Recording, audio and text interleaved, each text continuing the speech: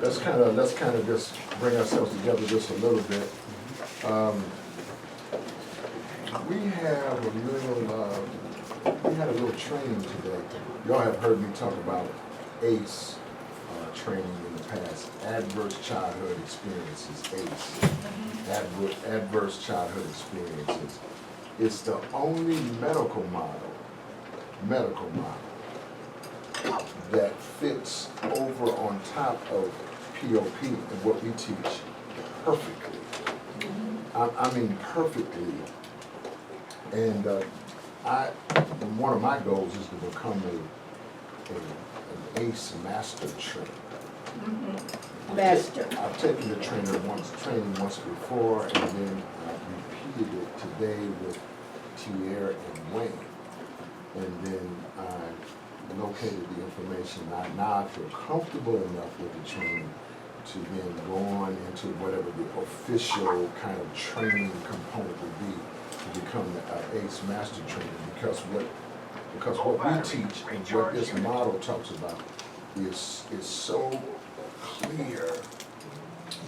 It is unbelievable to me. You all right? What you got to do? I will do something. Huh? I will take care of something. Give him a hand for that. He's low battery. He all right. Yeah, everything all right. I mean, yeah, you gotta be ashamed in here. You know, we ain't no stranger to that. You get it? So I wanna. There's a test, a 10-question test. I want to give it to us just as an experiment, and then use the results of that experiment tonight to just talk a bit about, you know, this adverse childhood experience. A lot of times we didn't even know it was an adverse childhood experience because it was normal in our house. And we thought therefore it was just normal all the way around, but then we find out later that, you know, we was tripping, right? And so we're gonna try it out, you know, just as an exercise for us to do together. We'll get to that in a minute. You know, you can keep right on eating and everything is good. But then somebody who's done, I want you to read the acts of faith. I'll give it to O'Shea to read. All right. It is said that love is blind. Friendship, however, is clairvoyant. Philip Sophal. A friend, a real friend, someone you love and trust, is going to tell you all the things you do not want to know about yourself. A friend tells you when you are right and it helps you understand how you could be wrong. A friend will yell and scream, but when you need them, they are there. A friend is someone you cannot and do not lie to. They know your secrets and hold them in confidence. A friend never judges, yet will let you know when you are doing it again. Wow. A friend sees your mistakes and, without covering them up, steers you in another direction. A friend pushes you, shoves you, and drives you real hard. Just when you think you are about to break, your friend whips out the band-aids, patches you up, and pushes you again. A friend always says things that makes no sense until you hear a stranger say the same thing. A friend is someone you can look at and see yourself and know you are really going to be all right. When I see my friend, I see myself. Acts of faith. That was good. Yeah. What's the language we use to describe that person? That's an adder. That's an adder right there. Give O'Shea a little dap.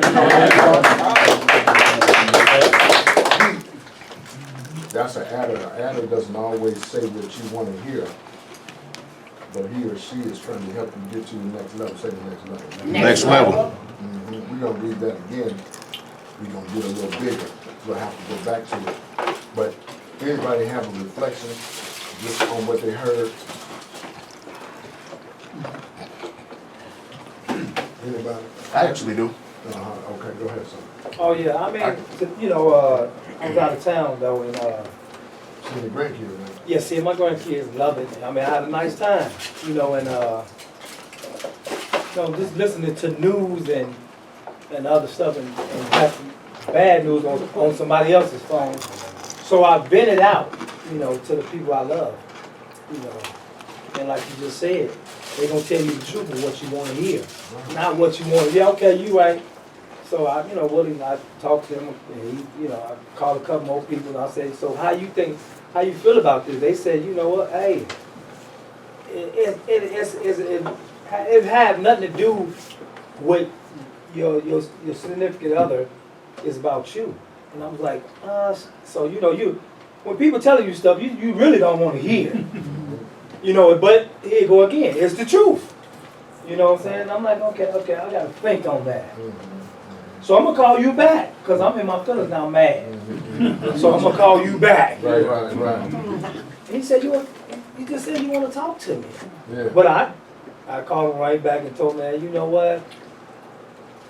I was in my feelings. I didn't want to hear that part. Right. You know what I'm saying? But put myself in a situation, you know, but it ain't even a situation. So-called I supposed to have this young lady pregnant. And, you know, in my mind, I know it's not my baby. So I know this. So we gonna keep on going on. You know, we're not gonna just give up because I know we had sex. Yes. You know, I know this. Oh, give me a hand for that. I know this. I'm not- Give me a hand for that. Just give me a hand. Now that was the truth. That part we got. Now, they had sex. Yeah. Somebody say sex. Sex. I couldn't hear nobody. Sex. Okay, because we don't play around in here. Now we are talking about it. And he told the truth about that part. And here go the question though. Is it yours or not? That's the question. That's what I'm saying. Yeah, and you know, I don't want to be beating around the bush. You know, I don't want, because you know, this young lady, she's messing with other guys and stuff like that. And I know that, I knew this before time. So I don't want to put myself in a situation without saying, okay, yeah, claiming something, and then I find out that ain't mine. That's gonna be a problem for me. You know, so that's my whole big idea. But hearing it from my brother that I love, he tell me the truth. You know, and I love that. I mean, you know, I used to be pissed if somebody tell me, ooh, I'll be like, yeah, you know what? Okay, I'm gonna mess with him. I'm not gonna say nothing to him, and I'm gonna, you know. So, you know, I just vented out, and my brother told me the truth. He said, just take your time, don't get frustrated, because you know this is something I do. I mean, I don't know about everybody else, but I get frustrated, but I keep it in. I keep a lot of stuff in. I ball it up without saying, you know what? Let me talk to somebody. So it become a habit. That's a problem for me. You know what I'm saying? But I'm learning how to break up out of that and immediately call for help. I call for help because I'm like, okay, but I know I put myself in a situation. I know it's messy. It's messy. It's messy. So my thing is not trying to deal with that, let it happen and see whatever swab, whatever I need to do. Because I have no problem with doing that. But I don't want to look like a fool later on. That's the only thing I complain about. You know, and I own that though. So, you know, that's what So what do you mean you don't want to look like a fool later on? What does that mean? like, you know, so right now, if it's, no. If it's your child, I'm gonna take care. right. No doubt. So then, and if it's not your child, you don't want to therefore be a fool and messing with somebody else's child is not your child. Yes, sir. That's what you mean. Yes, sir. I just want you to be clear Yes, about sir. your own thinking. Yes. It is messy, you're right. It could be detrimental to you, just so you know. But the idea that the young lady is a grown woman, and you know y'all gonna have to work through this messy issue like adults. So just in case she's not acting like an adult, you still only have one course of action.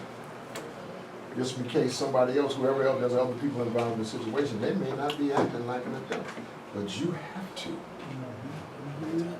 Yeah. I respect that too. I mean, you know, and you're right because and you just hit the nail on the coffin right there. That's just that little part right there.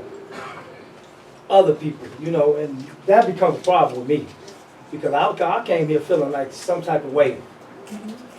I'm just being honest with everybody here. I came feeling some type of way because it's disrespectful.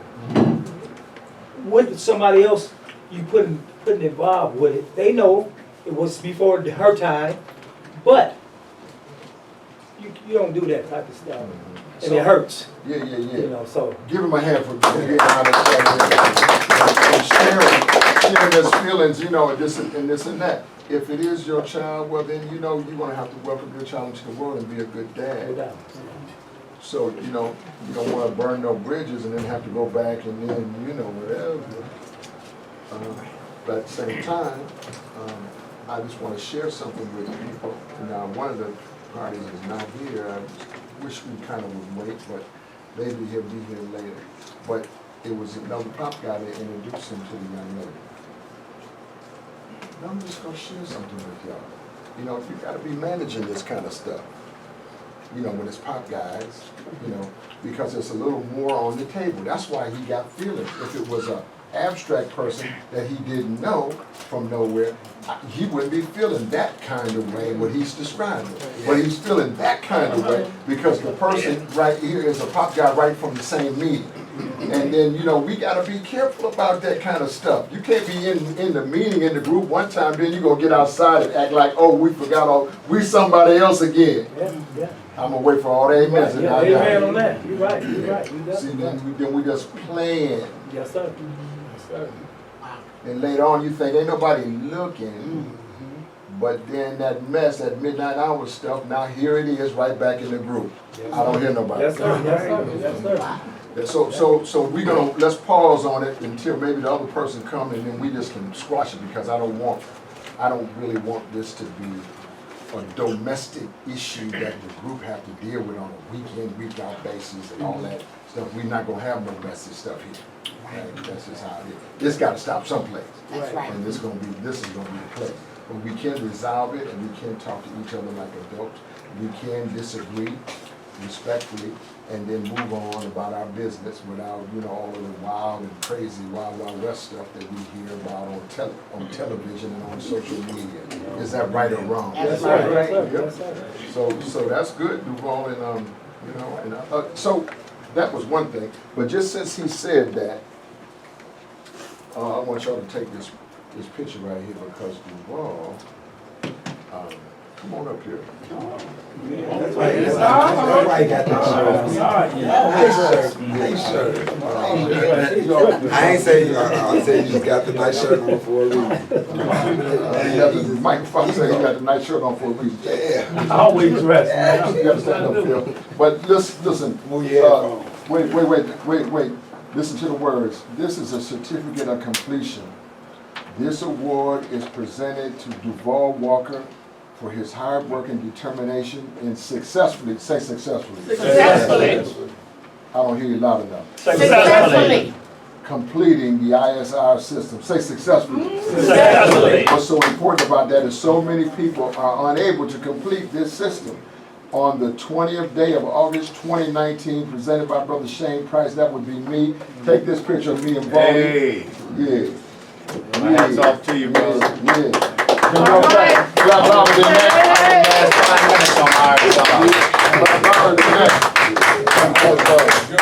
Somebody else in here is on ISR and they want to get that too. Rubio. Is that right or wrong? Oh, you right. See that? See what I'm saying? Somebody else wants to get off of that thing too. So while we just got a quick little break in the action, Ms. Saluki over here is having a funky good time. So what we gonna do? I would like. Oh, that's great. Just bring them on in. Bring them on in. Take one of these. Sister, what's going on? Come on. Miss you. Wow. My goodness. It is good to see you. My goodness. Wow. Hey, Brother Caleb. Look at you, a big old boy. Yeah. It was about 7 or 6 when he was 10. Wow. Hey, give our guests a big hand, guys. Look at y'all sitting here. This right here, just since she walked in, did I envelope? Yeah, I'm right here. Oh, okay.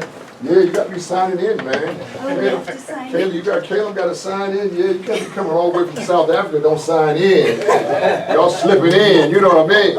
You can't have none of that. So what we're doing, right quick, while our guests are here, we are giving the Adverse Childhood Experience Questionnaire. You ever heard of it, ACE? Pretty powerful stuff. Come on in, sir. What's up, brother? How you doing, brother? Hanging in there. Yes, sir. Wow, I feel all right. I ain't bother nobody. Come on in and have a seat. You have to rest your hat. This is Dr. Oliver Williams from the University of Minnesota. Give him a big hand. We go a long way back to the old African American Men Project days in 2001 and all of that. And so we so grateful to have these guys with us. And tonight we're giving ourselves this ACE 10-question survey. Take a little peek at it. You can give it to yourself. Here, take one and pass it around. I did. Okay, you got it. You got O'Shea. Now watch this. What I want you to do. Don't try. It's not a right or wrong. It's just a yes or no. And then here goes some pens. Who need one? I do. You can't give Saluki a pen. He's so messy. Don't give him nothing. Just give him a napkin. Come on in, brother. How you doing? He need napkins. The queen took it. Huh? We'll get some. Don't worry. I had to do. I've had enough when I want to We'll get some more. Okay. That's, Got you. Got you. We'll let you, Get kind some. of talk about this. So, anybody need a pen? Yes, one right behind you. Get Saluki a napkin, because Down there. that boy really, he said he was hungry, he wasn't lying. So listen now, so I was sharing with the group before you guys came in, and we have done this before here. I was in just on last week, Wednesday and Thursday in Winston-Salem, North Carolina, right? And in Winston-Salem, North Carolina, my wife and I were doing a circle training. You remember that? The circle training with an elementary school there, Kimberly Park Elementary School. And it's so interesting because the principal there, I trained her staff at William McGee Institute that opened in St. Paul for a time, and she was the initial principal there. We trained the entire staff there. She had since left and gone back home, become a principal again, and doing some amazing educational things, but called us back from 12 years ago to come and train their whole staff.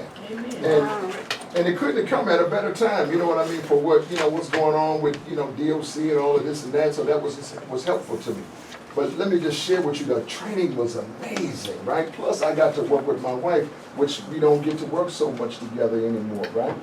And my wife was amazing. I was like, dang, that girl is so bad, right? And then, I tried to do my little thing, but what we introduced to that group, and I want to reintroduce to us here at POP, is this 10-question survey that the ACE Foundation has done. The ACE comes out of Ohio, I believe, and they ultimately came up with these 10 questions, and that these 10 questions somehow would be a predicator, a tool, a predictor of some sort as to how you would be, manage your adult life, based on your adolescent, your early childhood experiences, right?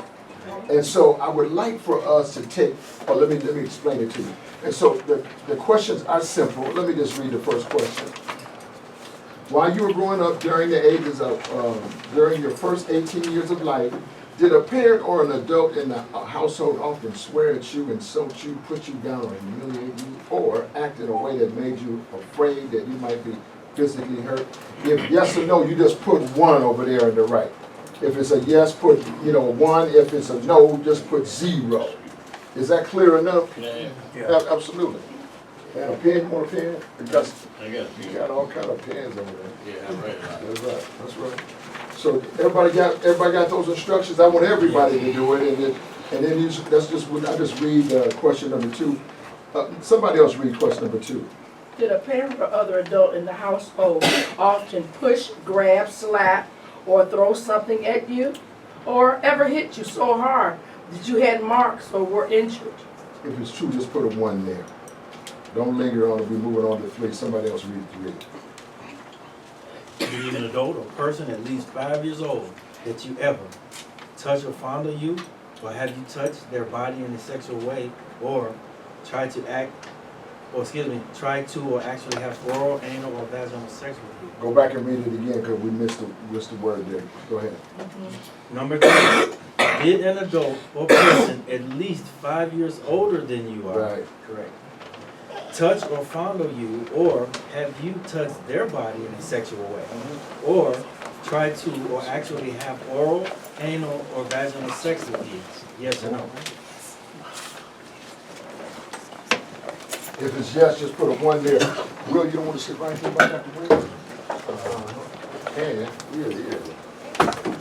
So you gotta take your hat off. That's question number 4. Is that right? We're on to 4. Somebody read 4 for me. Did you often feel that no one in your family loved you or thought of you very important or special? Or your family didn't look out for each other, feel close to each other, or support each other? Yes or no? Cheryl, I want you to read that one more time. Okay. I had to find my bifocal line. Sorry. Sorry to bring it up. Okay. 4, did you often feel that no one in your family loved you or thought you were important or special? Or your family didn't look out for each other, feel close to each other, or support each other? Yes or no? So if that's your case, put a 1 over there. Number 5, did you often feel that you didn't have enough to eat, had to wear dirty clothes, or had no one to protect you, or your parents were too drunk or high to take care of you, or take you to the doctor if you needed to? Yes or no? That would be a 1 or a 0. A 1 or a 0. Everybody's filling it out. Just 1 or a 0. Somebody else read. Were your parents ever separated or divorced?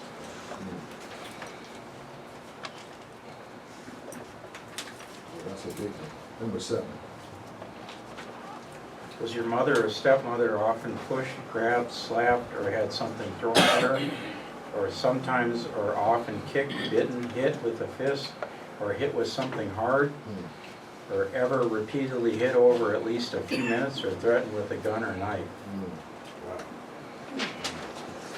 Put a 1 there if your answer is yes. Number 8. Did you live with anyone who was a problem drinker or alcoholic or who used street drugs? Yes or no? Put a 1 there if it's a yes. Was a household member depressed or mentally ill, or did a household member attempt suicide? Yes or no? Put a 1 over there if that's true. Somebody read the last question. Have you ever witnessed or been traumatized by gunfire, homicide, or as a household member going to prison? Put a 1 there if that's the case. So we're going to mess with this questionnaire here in a minute. Just going to set it to the side for a minute because it's kind of heavy, right? But then we'll set it to the side for a minute and then just go around. If you don't mind, we're going to start right here and just go around and introduce yourself to our guests. Hey, man. Come on, just sit back here somewhere, Daniel. Go ahead. Hello, I'm O'Shea Israel. Been a member of POP for what, 12, 13 years or something like that? Longer than that? It's about Excuse my math, yeah, it's been a while. 15 now. 15 Give him now. a hand, give him a hand. I'm Rhea. I'm Shane's sister and a pop girl. Give him a little hand. Good evening, I'm Miss Lola. Hey, Miss Lola, give her a hand. You all right? Come on, Fox. Mike Fox. How y'all doing? Give Mike Fox. I'm Duval, pop guy. Pop guy, yeah.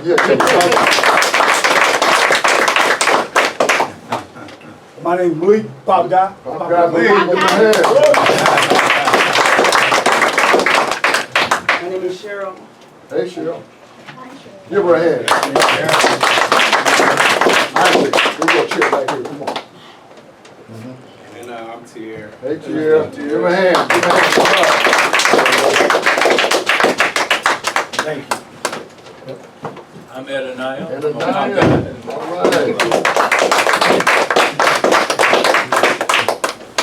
Isaac, it's on you. Isaac's on you, brother. Because we got guests and we're introducing ourselves. My name is Isaac Stephen Kendrick, accused of Right. Pop guy. I'm Daniel, and I'm Pop Guy from Daniel, all right. Come on. Hi, I'm Melissa. Melissa's a guest. Give her a guest a hand. Mark Coleman, Pop Guy. Pop guy, all right. Look, there's a pop guy. Give him some love. Jason, introduce yourself. Jason Burford, first time here, been invited, and I'm glad to be here. Right, give Jason a hand. Now, Jason's the guy that Richard McLemore brought up to us last week and asked permission if he could come, and he has come on over. And how do you enjoy yourself so far? You Good. It's great. See if that fan will go down on a lower level because it's just making a little bit too much noise. Go ahead. My name is Saluki.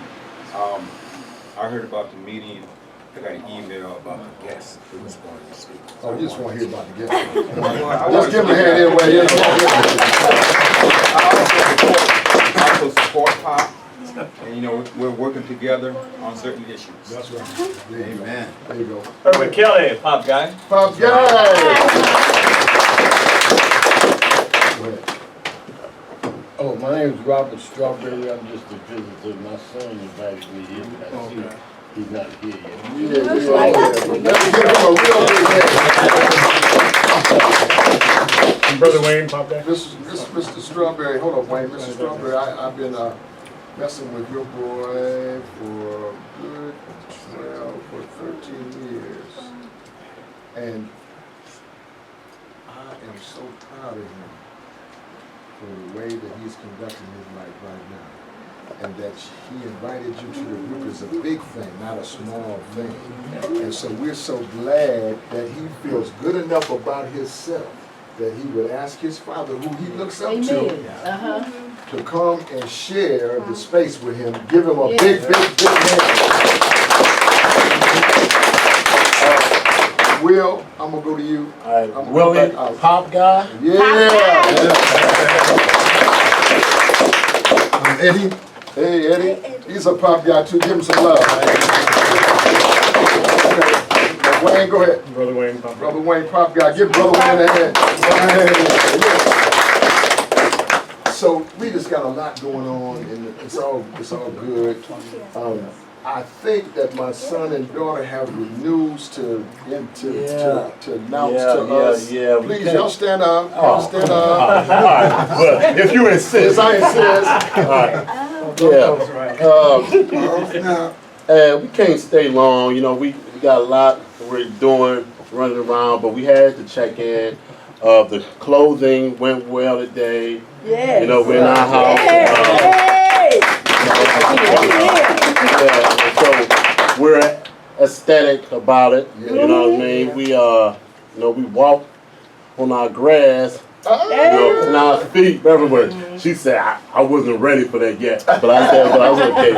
But you know, I was in there, so she came right with me. You know what I mean? Amen. That's right. Right, that's right. Yeah, you know, that's it. We happy, man. We moving over the weekend, and you know, actually, you know, we're gonna start a little bit earlier look things, but you know, I got my help coming. You know, Saturday, got my help. You know what I mean?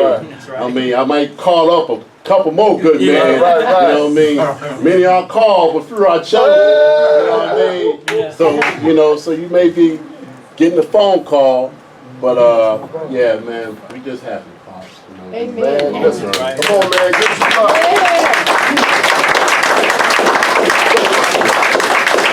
So, you know, Will will tell you, I've been riding a while about, come on now, You know, come on, you know. Yeah. Come on and get through this eye of the needle. Now come on, get a piece of the rock. Come on. But let me just tell you this. These guys didn't just get a starter house. This house that they have is bad. Amen. And I'm talking about from top to bottom, move in bad. They don't have to do nothing. All right. It's together. And I'm so proud of them because we understand that home ownership is also tied to our ability to attract, obtain, and possess wealth. That's right. And so what we want to know, this is not just home ownership, but it's also wealth building. This particular house and property, they brought me out there on the first or second day, and man, I went through there, man, I picked me a room out of the house for some day. I don't want to leave out of there. Amen. Yeah. So hopefully that they're going to get things together and be able to invite us. You know, we got the truck if you need it. It's available to you just in case. And I want to give them guys a great big pop guy round of applause.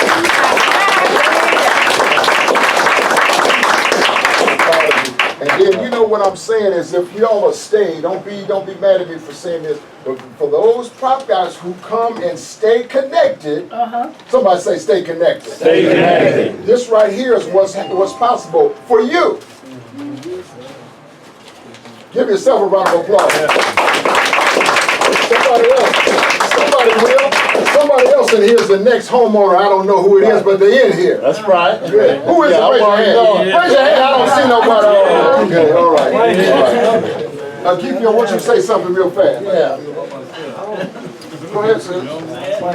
I just want to thank everyone who's going to help, who has helped, and just been there in prayer for us throughout this whole thing, and just encouraging words down to the very smallest detail. Wow. I'm just very grateful. I'm so excited. Wow. That's my sister. I can go on to work tomorrow with an even bigger smile on my face, because Lord knows I go in there with a smile already. But now that this is done, yeah. Yeah. That's all. Yeah, that's beautiful right there. That's where it is. I gotta check in and just share something right quick. Well, I got some good news. Go ahead. IDS Demolition.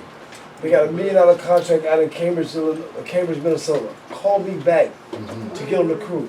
So at this time, I'm with a company already. So what I did was like NBA athletes do. They'll push out the highest bidder. So I contacted my job and told my job what they offered me. And I said, if you can't match that, you may lose me.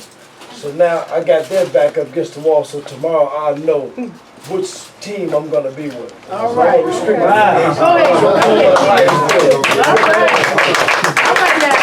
Okay, well, I'll just say this. Don't act like Antonio Brown and mess around and be out of a job altogether. I'll be right back. I got a good part for you. Yes, do what you do. So now I want us to go back real quick. Esau, come on in here. Your dad is here. We're going to let you sit right over here next to your dad and everything like that. And boy, we might have to table that till after, you know what I'm saying, on the strength. But watch this here. Wow, it's exciting, man. We got a wheel and the keeper got a place. So exciting. Now, Ananiah, O'Shea, maybe Isaac, and Will.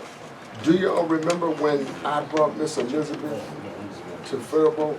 She looked familiar. Yeah. Oh, yeah. Yeah, I brought her to Faribault, and O'Shea was there, and Ananiah down here was there. Yeah. Oh, wow. Richard McLemore, he's with us, but has another job. But he wanted to send his high regard and this and that. And so we're so excited. So real quick while we're here, y'all who filled out, come on Doug, come on in. There's a spot for Doug. Give Fresh a big hand. All right. Is a proud papa and raised his children, right? Now, so on the ACE test that you did, you have to count up your ones and now you have a score. So just count up your score and put it up on top of the paper. Just up on top. It says on the bottom, but put it on top. And just go real quick. This keep to what we did. Bill, I think you've taken it once before, but here's another one. Esau, you can fill it out very quickly. I think your dad filled one out too. So the training that we were at today, and then I had been at myself before, and we've been kind of marrying this medical model to, and maybe marry is a strong word, but they're partners to POP training. You get what I mean? And so what their hypothesis is that if you score a 4 or higher, then it increases your risk factor, right? Say risk factor. Risk factor. Yeah. Risk is the likelihood that something could happen. You get what I mean? It's not a mandate, but it increases the risk, right? Some people that go to every so often you go to the doctor and he does colon checkup. Then he doesn't say you have cancer, but they're checking for the risk. Yeah. Well, this is what we're talking about here. Risk factors. You got to be clear. It's not mandated, but the suggestion is that anybody that scores a 4 or higher has increased risk for issues in the domestic domains, family, housing, school, these kinds of things heighten the risk factor. So I want to just go around. Is anybody on the test scored 10? Tia scored a 10? Yeah. That's high risk, son. Give high risk a hand. He's all right.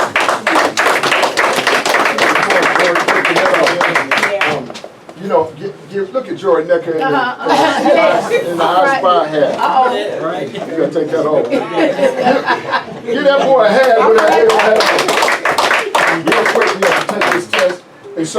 And so here's what it says is that Tia scored a 10 out of 10. And then of course y'all know that we're Tia, who's a staff member here, well, we met Tia in prison, where in fact the heightened risk factors that you just indicated, could have predicted in some ways that you would struggle. Right. Why am I talking about this? It's because now when we have a way to either formally or informally administer a tool, I believe it actually has a way of pre-identifying risk factors that allow us an opportunity to be interventive. Say interventive. To be preventive. Say preventive. Preventive. Now watch this, because some of the guys in here, 4 of the guys in here, Will is one and Ananias is another and Tia is another, who have been mentoring our guys from the North 4. These are young so-called gang members, etc., but they're not in prison, but they do have high risk factor. Say risk. Risk. It's an important word. It's not a mandate, but it is a high risk. And so what we're doing in the prevention way is then having you guys go in and try to create, Will, a different kind of environment. Son, come on, you can still squeeze in. You got a chair from over there? I ain't gonna sit next to nobody. I'm dirty. Man, that ain't what everybody here is dirty. We do what we got over it. Look at a working man. Give a working man a hand. Yeah, you gotta take that hat off. See, can we figure out, come down here, we're gonna get you a chair. And then what I want y'all to do, son, slide down there with Doug is move down, just move down, slide your chair down. Yeah. Phil, slide the chair down. Hey, Wayne, could you throw me another chair in here? 2, right there, throw me that chair. I don't care. Can you find another chair at one of my office? I'd like for us to be tight like this. I do. Okay. It's right there. Oh, go ahead. So anybody else, anybody scored a 9? 8? I got the 8. Oh, you got 8? Well. See, does it make sense what I'm talking about or no? Sure. Somebody else scored a 7. Who scored a 6? 7 right back here? 7, wow. And where were you from originally? Chicago. Chicago. Well, originally down south. Right. But then we moved, well, my mother moved to Mount Clemens. Illinois. No, Mount Clemens, Michigan, which is a suburb of Detroit. Right. And then moved from there to Chicago. Right. I mean, I grew up in the 1940s and 50s. I was a kid then. I started high school in 1955. Right. So, you know, you get beat up all the time by your own people. Right. So you know what's beautiful about what he said is all the families from Chicago in that day came up from the bottom. You know what I mean? Right. Yeah. So that's just beautiful to hear you say. But then you had these high risk factors. But yeah, and that was because my mother was chasing my father. Right. And I think he was running away from her because she never caught him, but you know, alcohol became her lover, her life, her everything. Right. And that impacted you. Well, that impacted me because I drank too. Right. And then I went to the penitentiary. Wow. And you know, I was an addict. Yes, sir.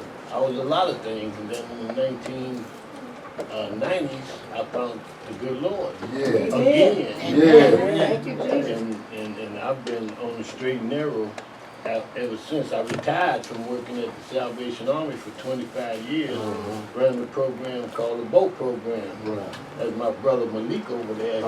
He know about it? He knows about the Boat Program. Give my hand, give my big hand though. Give my big hand. That level of truth, we benefit from that.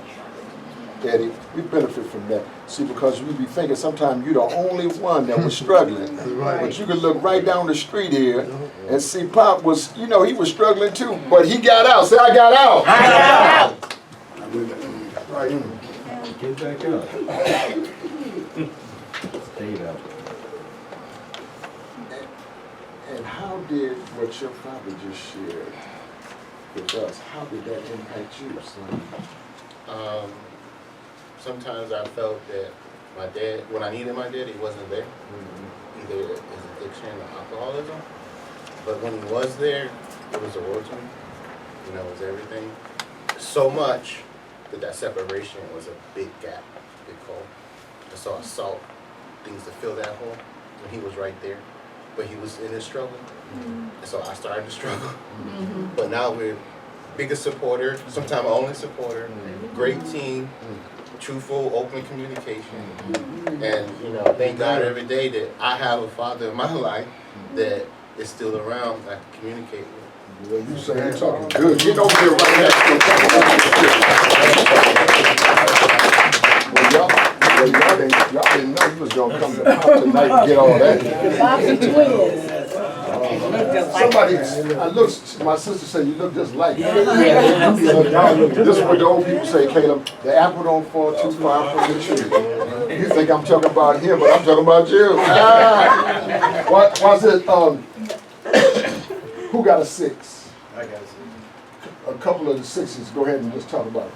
Somebody behind me too. You got 6. Go ahead.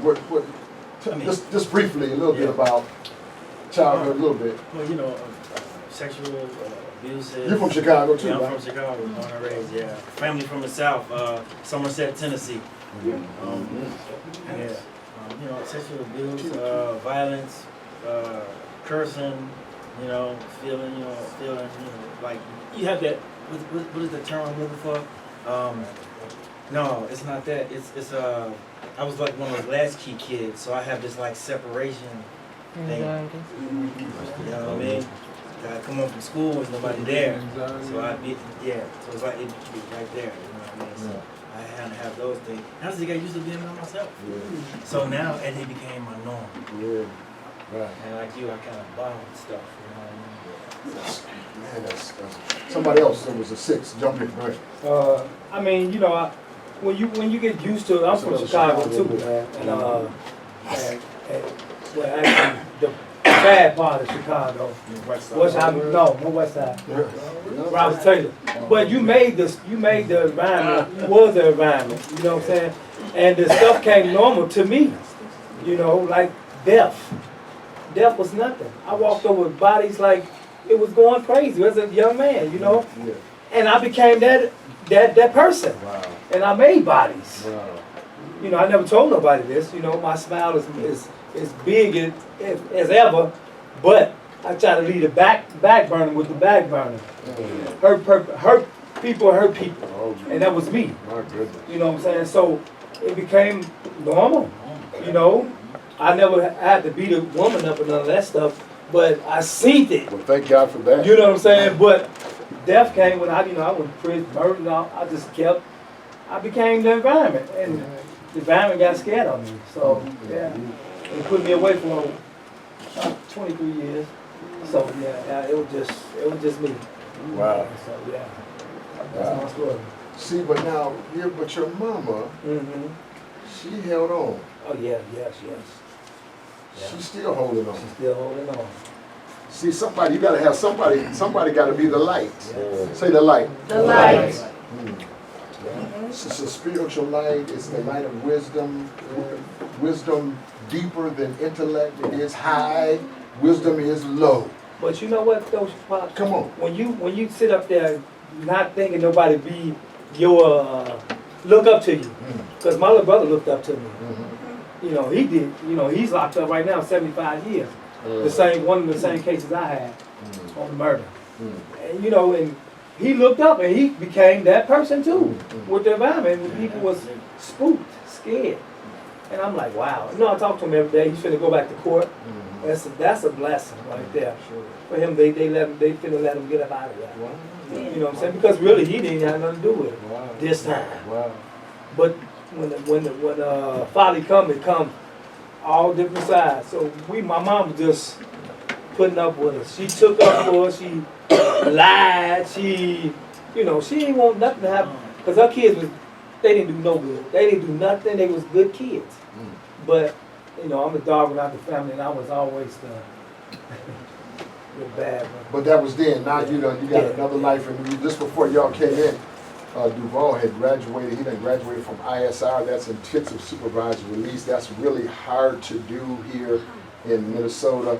And we had given him another big hand for graduating. He got a full-time job. He's a supervisor on his job and all of this and all of that. And then, you know, so this is where he was, but this is where he is right now. And he got high places to go to. People buying houses in this place, and you can buy one too. There's a house with your name on it. Right? Yeah, whenever you get through. And then somebody else was a 6 or 5. Who's a 5? Sis, what you got? Eddie, you go first. I'm from a big family. I guess. Where your family from? From Mississippi. But we were raised in Milwaukee. I got 7 brothers and 4 sisters. The family was very dysfunctional. My dad was alcoholic, and a lot of violence. I mean, we had to learn how to fight. You know, going to school to fight, gangs everywhere. You couldn't go across the street without running to a gang. Down the street, there was a different gang. Gangs all over growing up. So I growed up, I suppressed my feelings. You got to be tough. So that was the role I played. And then into my late years, in and out of prison. You know. See, you know, this is why Ed, when he first came home, remember he was struggling with his PO? Yeah. And Eddie kept saying, look, he was just ready to clock the PO, knock him out. So, Ed, you can't knock the PO out. What you got, Pops? Huh? What you got? What's his name? Chad Blake. And you know, but you know, and Chad could stand a touch up, but you know what? It's better. Say it's better. It's better to leave it to somebody else. That's somebody else's work. That's not Ed's work. But you see, I just want you to see though, just from his own story and taking the test, he wakes up this whole piece from his past. And so then that violent kind of dynamic, you know, still operating as an escape or as a survival skill. Say survival. Survival. Yeah, survival, different than thriving. Say thriving. Thriving. Thriving, that's one thing when you're starting to, you know, call your own shots and make your way using your wits and your will and your creativity. That's thriving. You could be broke, say broke, but still thriving, say thriving. But when you are in survival mode, you can have money and still be broke. Because poverty of spirit is bigger than your bankroll. I'm waiting for all the amens right now.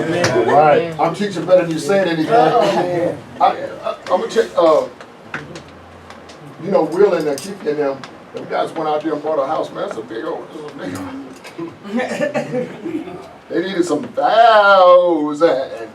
Say thousands. Thousands. Wait a minute. I like how you said it, but look, say it like this. Thousands.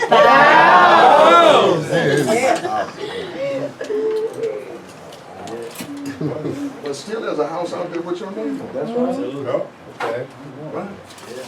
Awesome. Boy, I'm excited. I'm so excited. Well, okay, we're almost done. Sis, it's on you. Go ahead. We're almost done. Okay, as you know, my parents got divorced when I was 8.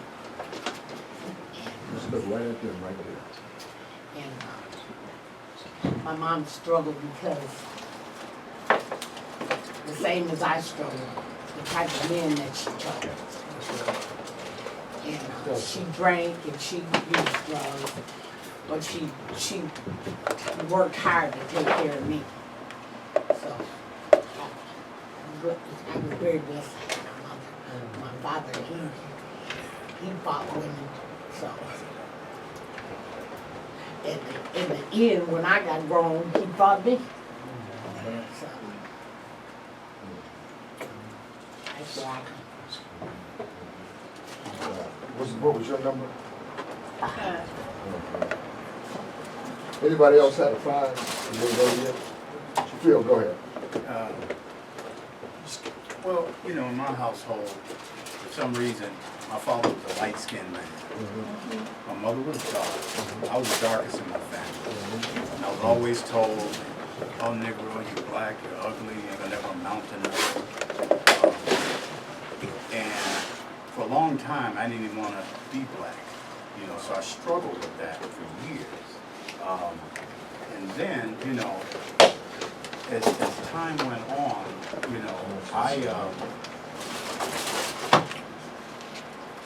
ended up, my brother was a dancer. He led a gay lifestyle. He died from the virus in '86. Had a sister that led the gay lifestyle. So when my father got married again, he wasn't prepared for me to come with his new wife. So I'm there with them, you know, and I'm seeing a lot of stuff. And they made me feel strange because I wasn't gay, you know what I'm saying? So I always felt like my whole life that I was on the periphery somehow. Wow. That I just didn't really fit in, you know. And so it was a lot of things that I did to fake my way through, but it wasn't real, you know. And I think at my old age, I'm finally getting to a point where I could be more real with myself. Wow. Wow. Give that brother some kids out there. Man, that was so beautiful. It was. That was so beautiful. We're going to take one more. Jason, what was your score? 2. Okay, and talk a little bit about yours. Well, with my family, I mean, my parents are still happily married, but when I was growing up, it was mainly a conflict with my brother. Older brother. So we had our, you know, sibling rivalries or, just rough times. But as far as my parents go, I mean, they were pretty strict. I mean, you know, there was some discipline of me and my brother. So I wouldn't say that I carry that with me now. I mean, I think it was just at the time that it was problematic as far as you know, not feeling welcome sometimes, as far as to, you know, be able to grow and do the things I wanted to do. But yeah, I would say it was, you know, still somewhat of an impact. I mean, yeah, of course. I mean, it all has an impact. Did you graduate from high school on time? Yes. See, so then, so you had some advantages, and your number shares it. But you made some poor choices somewhere around the high school times with connecting with subtractors and dividers. Yeah, especially after that. Okay. I mean, it was in my You gotta go. Oh, mid-20s when I really had more of a See you problem. soon, sister. Give these guys another big hand, these homeowners. Hey, Will, good job, son. Very good job. Love you, bro. Hey, Will, give me a call. All right. Saturday. I would say I did well academically, but not very well socially. So I was kind of making up for lost time, really, but that's Good. as far as that time. Meaning getting high and clowning and carrying on. Yeah. Yeah, okay. Well, we all did that, you know, so, you know. But I just want you to see, I had one guy, when I first sampled this out in Rush City, I had one guy who scored 0. Anybody in here scored 0? Watch this. I had one guy that scored 0. Now, in research terms, that's called an outlier. You know, you just don't completely fit into any of the research in some way, but you just, then it picks up on our stuff, adders, subtractors, multipliers, and dividers. He was a divider and didn't know how to, he wanted to, to be appeal to women and other things. He didn't know how to do it. He lacked social skills and social graces. And the dad, his father wanted a more macho guy like Isaac, and he was more like Jacob. Anybody get that? Yeah. And so what ended up happening, he committed a crime, this and that, and then his dad, that's Daniel, Daniel's dad has been here to group with us, and because Daniel's life has changed inside prison, his dad came to the group to say, what did y'all do? We got to know what y'all did. Well, what we did in some ways is try to help him reshuffle the deck. Say reshuffle the deck. Reshuffle the deck. Shoot out the subtractors and the dividers, and deal in. Say deal in. Deal in. The adders and the multipliers. Yeah. You don't even have to deal the multipliers in. If you just be an adder, the multipliers will deal you in. Absolutely. Yep. Now, having said that, in some ways, I hope I set a groundwork for our guests, because I'm going to turn it over to them and just let them talk a bit about their work and this Mississippi trip. They just come from Mississippi. This sister right here and the brother, they just come from down your way. I don't know how you found all them look like some Liberians and everybody down in Mississippi. So I want to first introduce you to, Sister Elizabeth Peterson. Well,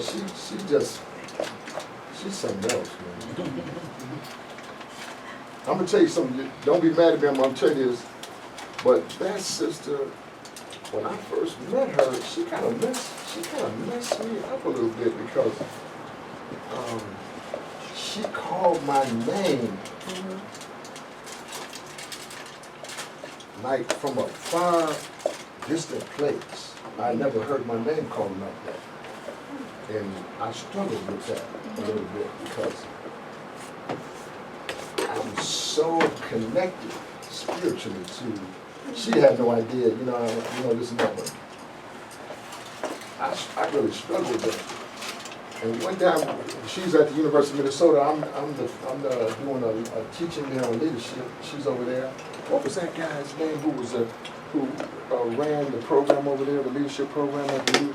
He's passed away now. Oh, Gary. Gary.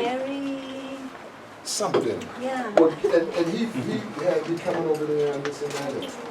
And Elizabeth, I'm in the room doing my thing and this and that. And Elizabeth's way back in the back. This is your mom I'm talking about. And then she hollered up to the front of the room. She said, Brother Shane, who nurtures you? I say, who was that?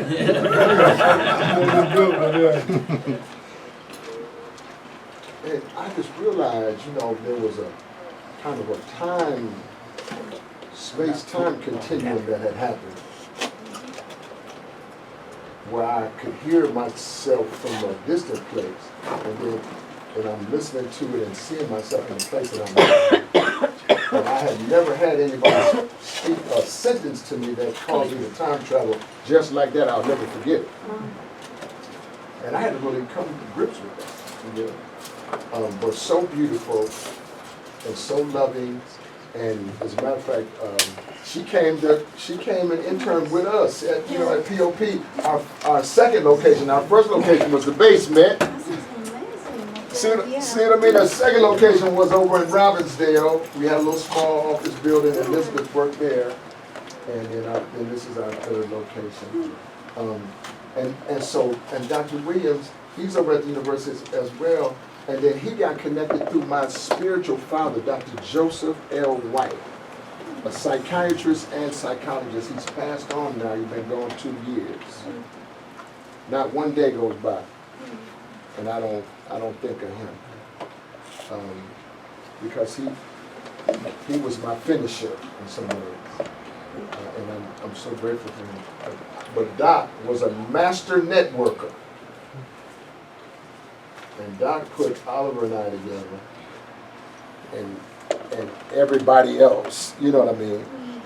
And so I want you to give a real warm welcome to them, and then I'm going to have Doc speak first, and then just about your work, or however it could be. You can stand or be informal, however you want to do it, and then Elizabeth.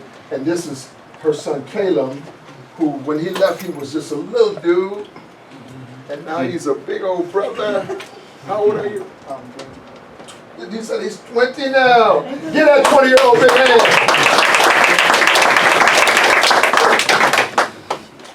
While y'all do, while the doctor and him was talking, Caleb, I was gonna buy him some sneakers, because I just want him to go back to South Africa with some fresh, fresh.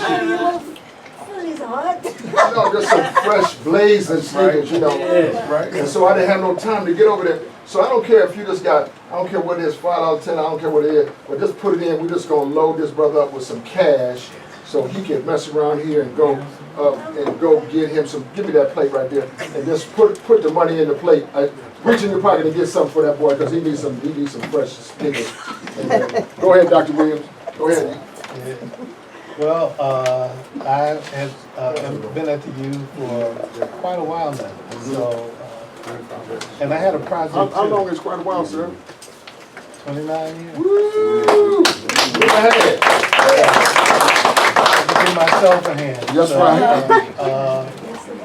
And so I had a project around prison reentry and domestic violence. So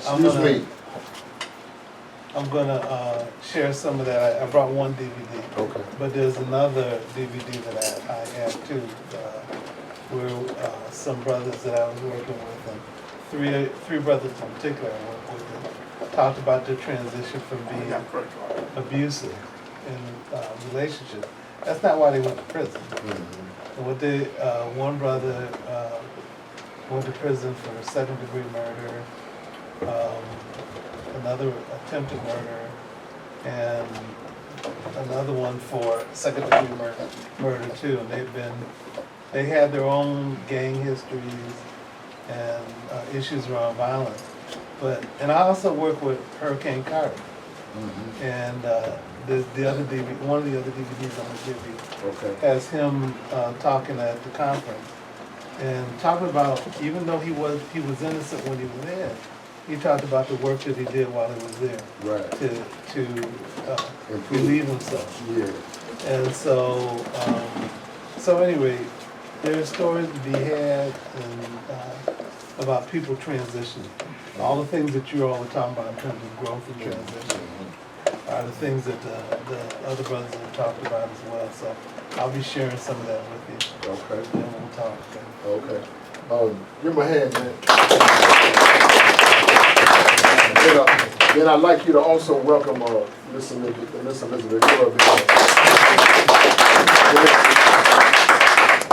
Thank you so much, Brother Shane, and to everybody. Thank you for the warm welcome.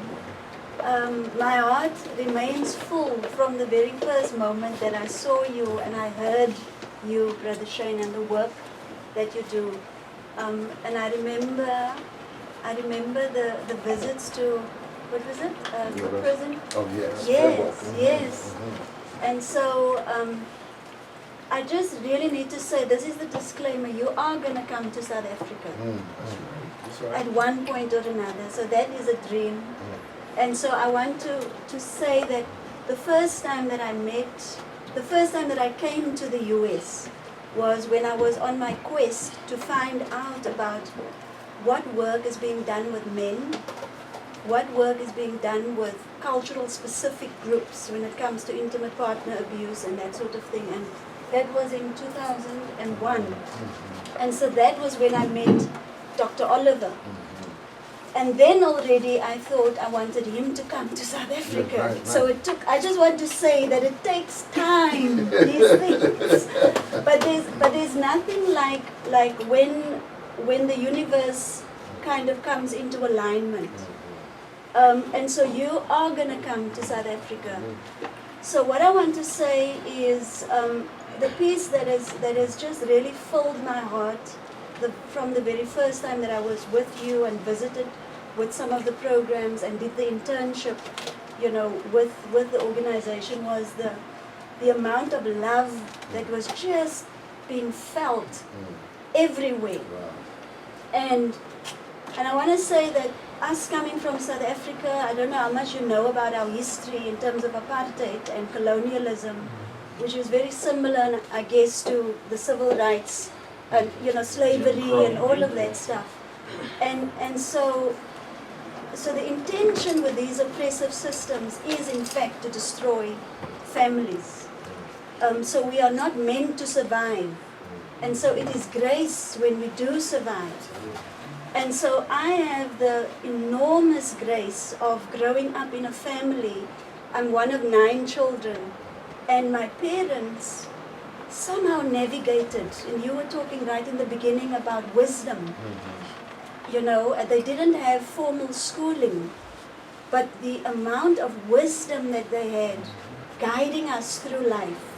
I've witnessed how my dad was being shamed and treated like crap, both in the church where we grew up in, as well as in the community. But somehow he gathered his humanity, and he found a way to be with us and my mother in a way that is life-affirming. So I've never seen him, I've never witnessed him using violence, abuse, or shaming, to try and get his way with my mother, nor with us as his children. Wow. And I regard that as grace. Also, what I've experienced with him is he has never treated me or any one of us as if we are his property. And even when, we grow up in communities like you, in the projects where there's lots of gangsterism and violence and all sorts of things that happens there. But somehow he had, the way that he reared us, we had to understand that our protection and our help and our direction comes from God. That's right. Come on. And that no other human being can actually really protect you or can really provide for you. From my mother, I have witnessed this extraordinary woman who, she taught me many lessons, but one of the things that I want to name is that she had taught me that you are entitled to nothing. The world owes you nothing, but you owe the world everything that you were born with. So when God intended you, there was a purpose with your life. And so you are responsible to live out that purpose. That's good. That's good. And so I come from this extraordinary, kind of context. And my work as a child, I always knew that I'm supposed to work with men who abuse their intimate partners. I'm supposed to work with religious leaders from different religions. And so I'm on this quest of basically saying that I know that there are many more men like my dad. I know that, right? Men of color that are like him. And also, there are many more women that are like my mother, because part of what I've seen in my mother, she never ran after my dad. She never phoned after him, where are you, when are you coming home? Never, if he had to go for weeks to the community where he grew up and he did ministry and work there, that's what he needed to do. When he comes home, he comes home. She never checked up on him. In fact, what she did, she would say to him, she would insist that he goes and spend time with single-parent families where there were no father. And so from time to time, she would say to him, did you see how big those children are growing? You need to go there, you need to go and find out what support they need. Right. And so when I say those things, I really want to say it with under enormous, sort of protection and grace, because I do not think that we are special. What I do think, it reflects something about our humanity, and also the humanity in this room. And I think, Brother Shane, when I met you and Dr. Werner, and I saw how you were with God's people, you reminded me of my parents. This is the energy, this is our humanity as people of color, as African people. At the depth of our souls, we know how to treat each other with dignity and with respect, and to love each other back from dark spaces and dark places, right? And so in many ways, it doesn't matter how far we have drifted into darkness. God is not confused. God knows what He created. And you before you were formed, you were known and you were loved. You were set aside. And so even when we, try and disguise ourselves with all the stuff that we get on, with in our lives, God is not confused. And so God will send the right people at the right time. That's right. To either listen us back to life, because that's the term I heard somebody say the other day. The way that this person listened to me, they listened me back to life. And I want to say that's, this is what I've seen with you, Brother Shane and Dr. Werner, how you love people back, you pull people back from the grave, and you restore life, you resuscitate them. And so this is an enormous grace for me to be here. I didn't think how this was even going to ever happen. And I really want to give huge acknowledgement to Dr. Oliver, because every time when I came before, I would be on programs, and I always say I wanted to be with my people. I mean, all of us are God's people, but there's something just for myself. And so this has been an enormous grace. And I want to say back home, the last thing, and I'll shut up, is we have just 2 years ago we launched a program that is called Men Affirming Dignity, MAD. And the initiative, what we are trying to do with that is to gather men of color that I mean, the Cape Flats is like the projects. And so if you research colored men in South Africa, you only see gangsterism, all the negativity and destructive nature of things, right? When I say colored men, in apartheid, they categorized us. So white people was on top, Asian people, and then colored people, that's myself, mixed, that means we are mixed. Black people were regarded as the ethnic groups, like Xhosa and Zulu, the tribal groups. And so the colored people in South Africa and the African American people, we have so much in common in terms of being stripped from our identity, not knowing where we fit in and all of that. So listening to many of you, I hear myself, I see myself in you. So what we are doing with MAD is to begin to put the spotlight on to the journeys of men who have somehow reclaimed their humanity and have, they are affirming dignity through. We're not talking about perfect men. We're talking about men like yourselves, who somehow found a way to pick yourself up and get back into the game in terms of affirming dignity. And what we want to do with this initiative, it's not just telling stories, we are saying this is part of our history that has been muted out. And so we are going to have this as an exhibition in one of the national museums in South Africa. Wow.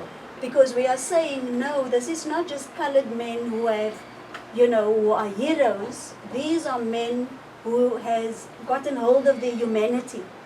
And it is part of our history, our children's children. When they study the history of black or colored men in South Africa, this is the kinds of things that they must read and study. So I'm really looking forward. I'm so delighted that you opened the door, for us to come back here. And so that's still part of my quest, that we will see how do we strengthen this partnership between the work that we are doing back home and the work that you are doing here. Well, thank you. Give her a big hand.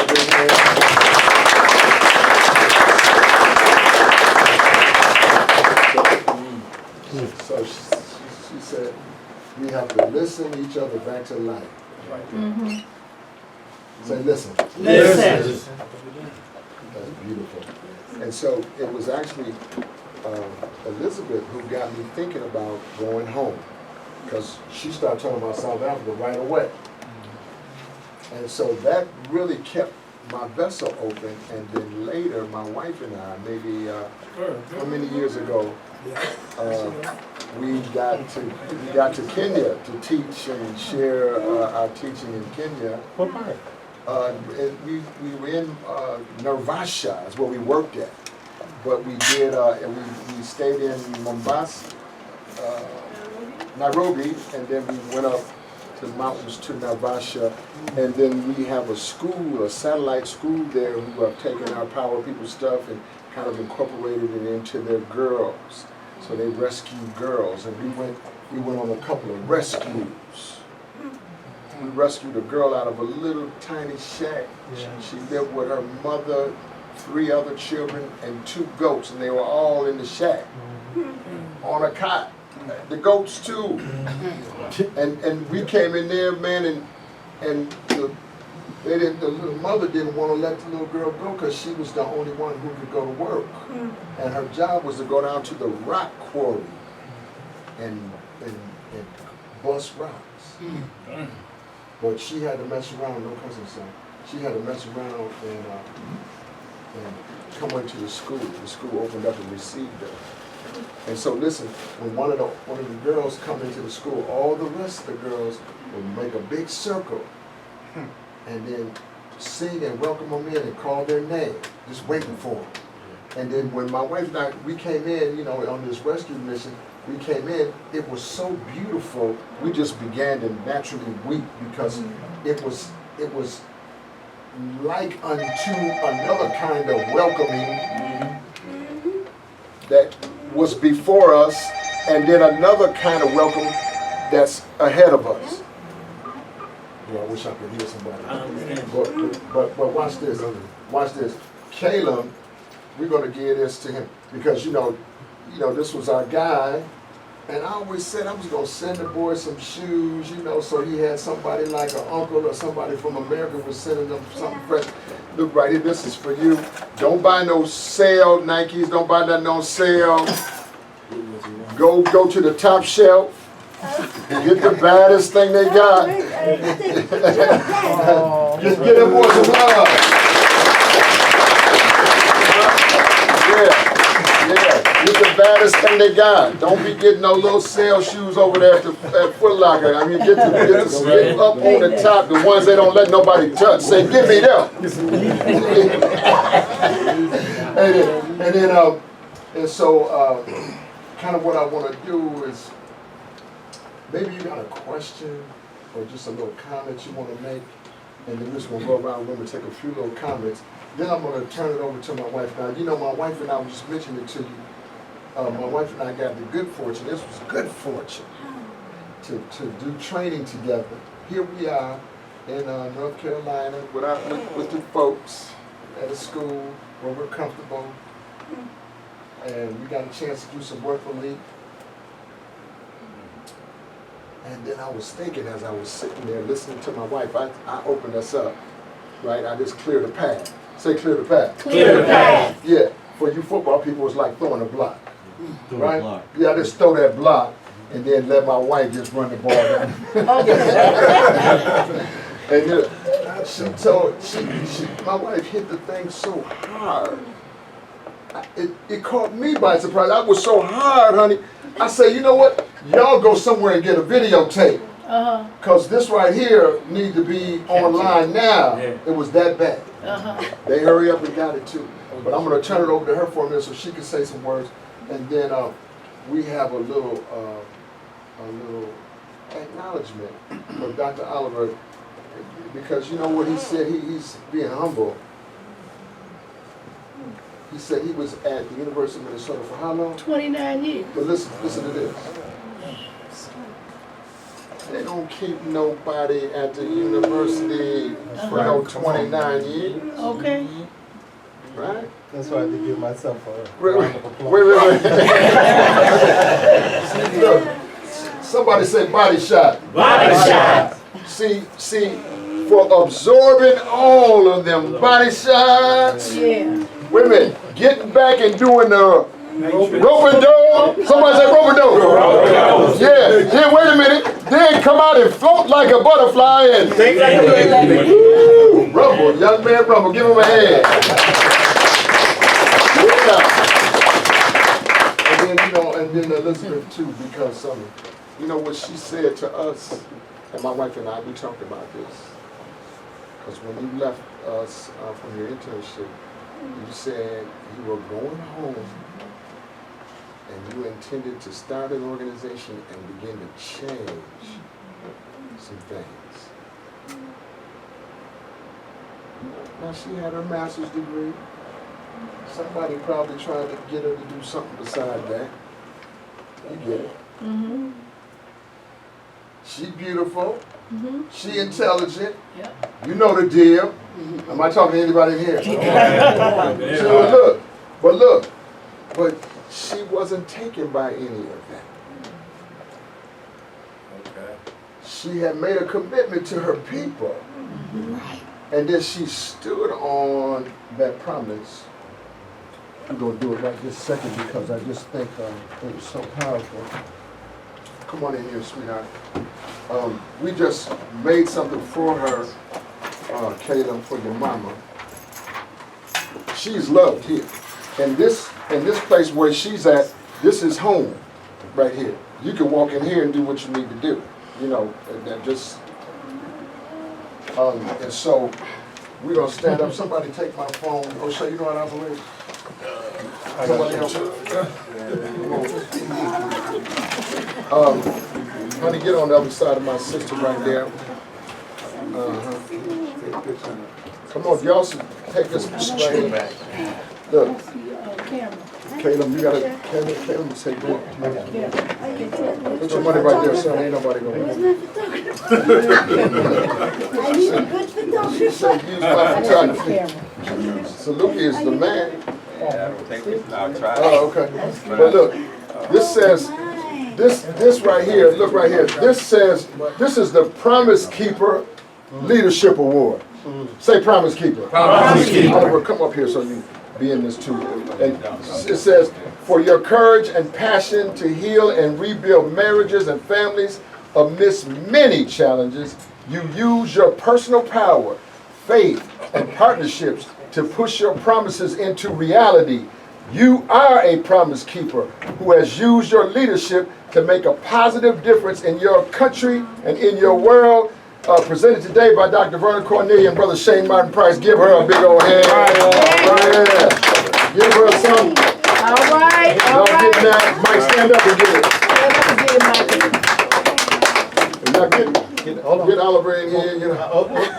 Let me take a picture. Yes, sir. This is you all. Yeah. Yeah, send it out, put it on your Facebook, Wait a minute, I gotta let people check hands on in your my way. Wait a minute. check on your hits and likes and all that good stuff. It's going international right here. Say One more time. Pop guy on 3, 1, 2, 3. Pop guy. Louder than that, 1, 2, 3. Pop guy. What I'm talking about in Shane, there. lift my weight. Yes, sir. Yes, sir. Okay. Thank you, I love that. I just do that at work sometimes. Holler at me, lift my weight. Well, Dr. Oliver, now we got you here. We're not done yet. We are not done. We're not done yet. This is right here. Come on in, son. Come on, look. We got the doc here.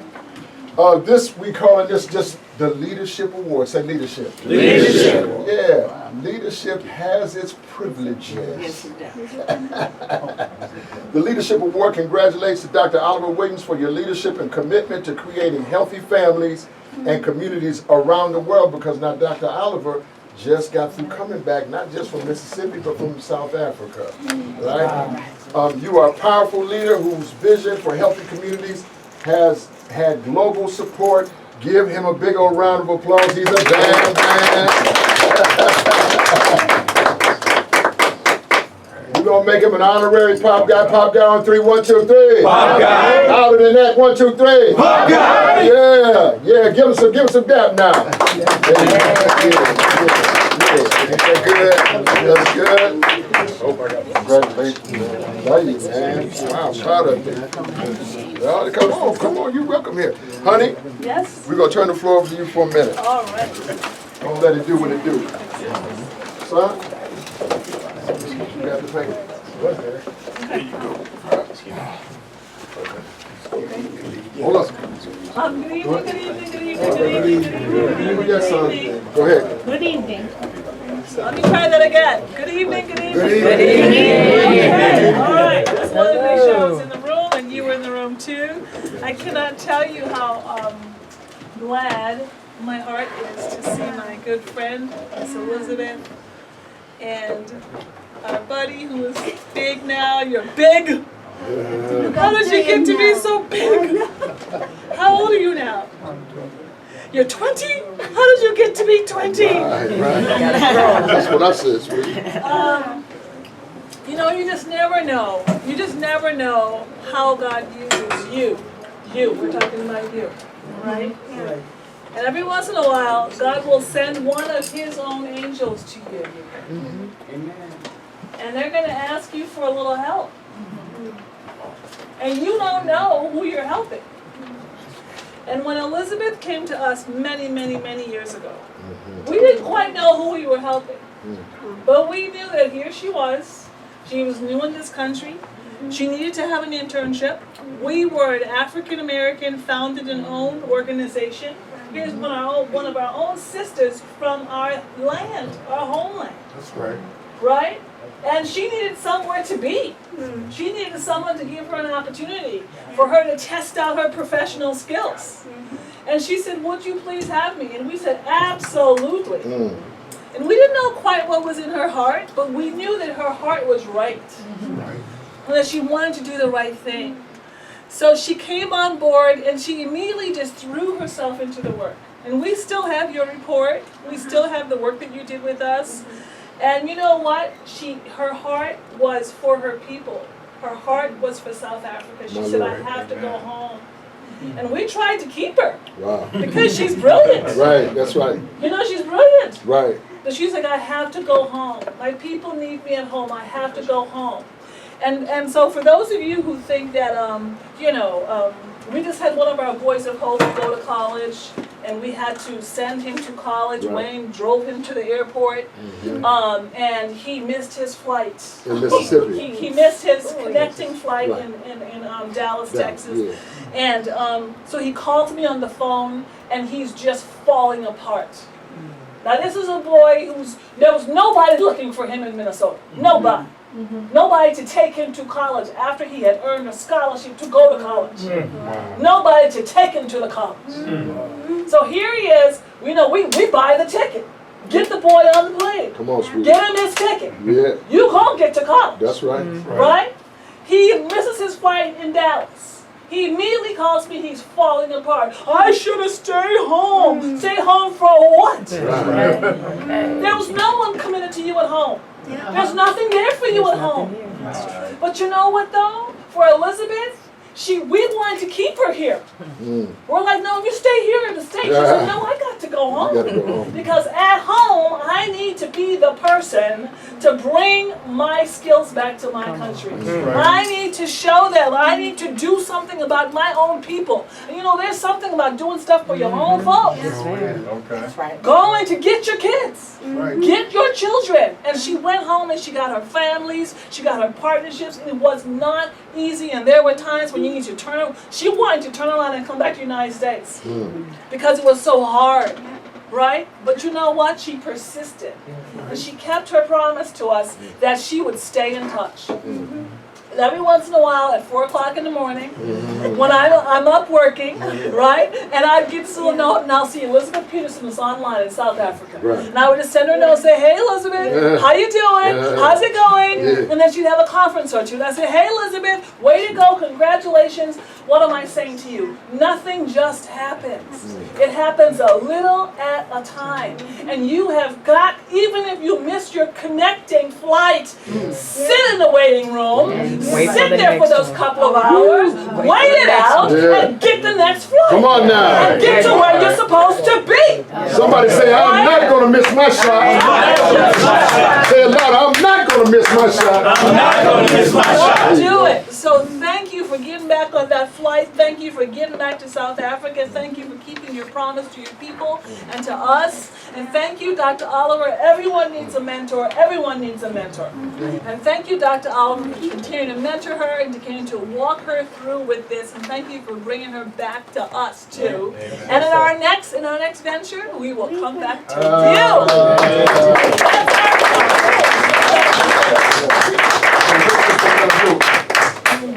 I want to just take a few comments, or questions. If you have a comment or question for either of our guests, or just a comment about what we've been talking about. Because I don't want this to be just a one-sided deal. That we want to give you some dialogue. If you want to ask a question, then please go ahead and do it. Rashad, Salute, Israel, and Isaac. Go ahead. Hey, my name is Rashad. You want to come over here? My name is Kellen Rashad Diggs, and I am somebody who really has, in more recent years, I've been looking to kind of reach back out to our people at home, because just how things have been set up through the colonialism and through a lot of our people being lost and confused about who they are and where they come from, there's this it's us and them when we reference Africa. And I was just very curious because I want to do some more bridging, because even where I grew up, Italian Americans didn't look at people born in America or born in Italy as foreigners. They looked at, no, that's our people.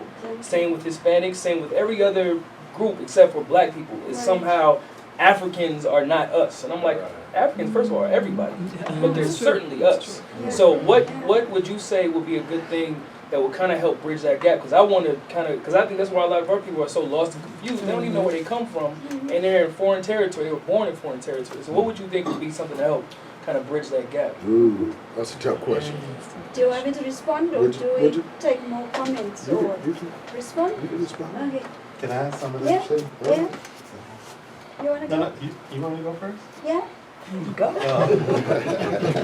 Okay. There are 54 different countries in Africa. Africa is not a country, it's a continent. Right. It's huge. There are people who have different challenges with, in Kenya, there's 81 different ethnic groups. When we were in South Africa, we went to Men and Boys event. There was, so what I saw when I walked in was to see a black man and black men. But then how many interpreters did they have? So you had people who were speaking different languages with interpretations there. I got more of an appreciation of the diversity that exists in Africa. So when people see us, who are from, the blessing that I got when I was in Kenya was that people said, welcome home. When I was in South Africa, people said, welcome home. And I felt like it was an opportunity for slavery not to achieve what its intention was, to wipe us out. I got a chance to touch land again. I ended up taking Ancestry.com I found out that I'm 40% Nigerian. Mm-hmm. And I found out that different parts of East Africa and Southern Africa and different other places too, not in Africa. But so I got a chance to see the diversity. They're dealing with Africans here. There's some people that see me as brothers or cousins. I'm Uncle Oliver to Caleb. But I think that the thing is that people, there are different people who will embrace you and accept you. There are other people who see you as another country. And that's the way that some people interact with you. So I think it's, I'm going to say this, I think sometimes people look at all the strengths that come from Africa and don't look at some of the challenges in terms of when you look at partner violence, when you look at war, when you look at things that people hurting each other. But I think the thing that I think is important is to keep your attitude, try to get to a place where you get there, recognize that people don't necessarily see you as you would like. That we're Pan-African because we had a bunch of different countries come together, and then over the years we've sort of blended and expanded. But our home country is Africa. You know, different parts of Africa. And I say that my wife is Afro-Puerto Rican. Wow. And so the thing that I think with her, and I sort of envied with her, was the fact that she had a homeland that she connected with. Right. And I think it would be nice for us to have a homeland that we can make a connection with too. So that's too much to say. That's good. So I want to say that you must understand the way that apartheid had worked, that even divided the black majority of people into two different categories, two big categories, colored and black. So if you remember, I said black, those who were classified as black were your tribal groups. And then people like myself and you would be colored in South Africa. But even within the colored community, there's been divisions. Because some families have been separated, because if they couldn't figure out, like you could easily be white, because of the color of your skin. And if they couldn't figure out what to classify you as, they would put a pen in your hair, and if the pen fell through, that means your hair is straight enough, you would be classified as white. And so there are many colored families that are separated still, today because of that hectic history. Although in 1994, when Nelson Mandela was elected as the first black president, and so we're in democracy, we are still traumatized. We don't know each other in South Africa. And so the challenge for us is when Nelson Mandela was elected as president, he had opened the floodgates of, the doors to South Africa.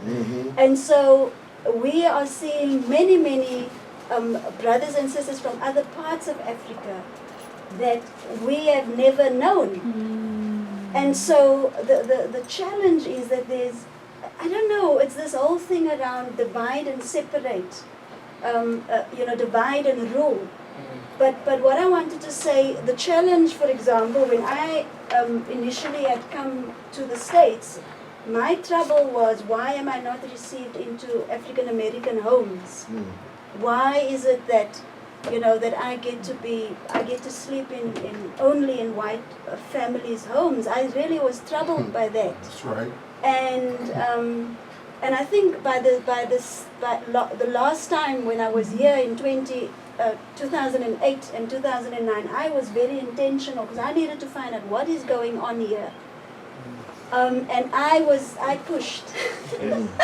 So it's like when I met Brother Shane, at the university, I'm kind of like, I have to be with these people. I need to find out what's going on here. So I think, we must understand, in fact, some of what I had learned then was how in white supremacy, that system is very intentional about making black people believe that they are somehow better. You know, if they come either from certain parts of the world or if they have certain education and that sort of thing. But what you don't understand is how much you, as African American people, have helped us through apartheid. I'm talking colored people. Because we were in the midst, we weren't accepted, and still actually post-apartheid, we are still struggling, right? But you must understand, in the 1980s, when some of us, like myself, I grew up in a church where when Nelson Mandela was regarded as the Antichrist. And so we were not, so the apartheid government used our church, you know, to kind of say that Nelson Mandela is the Antichrist. And so we were not allowed to be part of the anti-apartheid movement and struggle. But what we did was we had established gospel groups. And I was part of a gospel group, and the music that assisted us was African American gospel music. You have absolutely no idea how much you have helped us. And so in many ways I want to say, you know, and that is, I'm saying to you, this is my quest. You have to come back. You've got to come home, and we want to acknowledge you there. And even some of you that may have been in prison for many years, you know, try to take your life away, and maybe the toughness of life has made us end up there, or whatever the story is. But you have to help us reclaim the lives of people like Caleb. Caleb is here, you know, because I want him to see and experience you. He's 20. It's by God's grace that he hasn't been, you know, he hasn't been swallowed in by the drugs. He can tell you what is happening on our streets, right? And so I force him to come to certain things. The grace is that he has figured out his gift. He writes songs, he's a hip-hop artist, and that sort of thing. I got a song right here, as a matter of fact, when you get ready to finish with this. Oh yeah, then you'll play it. But I want to say, we have to reach out to each other, especially when we are told, when we are made to believe that there's a problem there, or you should keep your distance. Right. That is when you have to step in. Let me jump in quick. Right. Watch this. And we went to Kenya, and in Kenya there are some of the same struggles. But you know what? I didn't let none of that mess with what I came to do. Right. And I didn't pay no attention. We went to the prison in Naivasha, Kenya. Right? Probably there was 1,500, 2,000 men, all tribes. Man, I went right to them, each and every one. I don't care what you say. Yes. You know I belong to you, you belong to me, that's all there is. Right. Okay. And man, look, them guys was cutting right through it. Hey, bro, my brother, hey, hey. And man, we was feeling that. Yeah. And then for a minute, I could feel that my energy, they were grabbing onto it and then having a different kind of conversation with each other. Even if it only lasted for a time, it happened with instant quickness. Yes. Right? And so, you know, I'm just going to say, you know, there's some things that they have to help us with, and some things we need to help them with. You get it? So I just want you to hear that. But who was next? Ananiah? Yeah. When she was speaking about, you were speaking about. Speak up, son. Yeah, excuse me, I'm sorry. My name is Ananiah Israel. I met you the first time I was in Faribault facility. I had long dreadlocks then. Yes, I remember you. Yes. When you were speaking about how your mom did not question your dad, she didn't search after him, it immediately took me to a verse in the Bible in James, verses 1 through chapter 1 to 26. Just really quick, I just want to read this because if any man among you seem to be religious and bridleth, meaning control, not his tongue, but deceiveth his own heart, this man's religion is vain. Pure religion and undefiled before God and the Father is this, to visit the fatherless and widows in their affliction, and to keep himself unspotted from the world. Brother, that's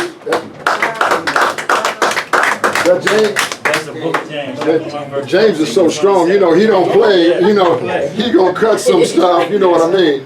Isaac, you go ahead. For number one, They slide over a little bit and then for number one, Berna and Shane walked to do Black History Month when I was inside prison, been in prison for 38 years. But I tell all my brothers, you're not an African American. America is named after Vespucci. God made you who you are. Right. Okay. You should be proud of that. Quit claiming what somebody else made up to make you. Okay. Okay? Start getting into the books and start reading and know who you are. Because we as a people, we kill each other, we fight each other and stuff because we don't know who we are. We don't love one another because we don't see one another as brothers and sisters. We call each other Mr. and Ma'am, Mrs. That's not our language. We're brother, sister, elder. We got to go back to what we know. We've been stripped of everything, but the knowledge is there. The information is there. It's your job to go and do the research, do your homework. Stop claiming what these people in this country are giving you because they're giving you a bunch of lies. And once you start finding out the truth, you're going to be upset that you went for all this stuff they gave you. Right now, if I ask somebody in this room, what do the colors in that flag mean, you can't tell me. Because if you knew, you'd be really upset. But that's another time. I'll tell you about that. But I love y'all. South Africa and the Zulus are my favorite too. And that's my dream is to go to Soweto one day. Okay. I'll leave y'all. Give some love. Now, just so y'all notice, you heard how long that man said he was in prison? So 38 years. He done come home and fell in love with riding a bike. Now he got to ride way over to deep St. Paul to get back to his housing. But he's in all this real good shade. You know what I mean? I just absolutely love it. You know, that's Isaac Brown. Give him a hand. Okay. Many of us in here know that, you know, we might have lost our mind. That's right. And here he is, standing in our midst, you know, with a word. Yes. Yeah, so, you know, it's beautiful.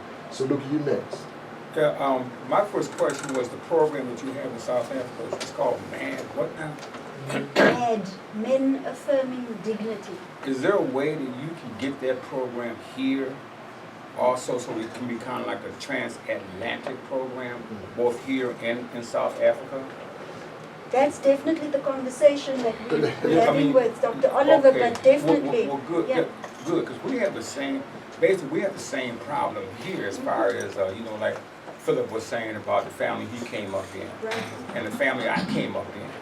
It's like, you know, we were taught to have this thing, it's called color struck. You know, but, and like, I had a cousin straight up told me that the light ones didn't like the dark ones didn't like the light ones. The only two uncles that I had that got along was one dark and one light, was because the older ones said that the younger one understood the value of $1.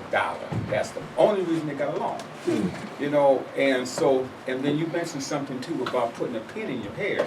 Well, over here in America, we have what was called a brown bag paper test.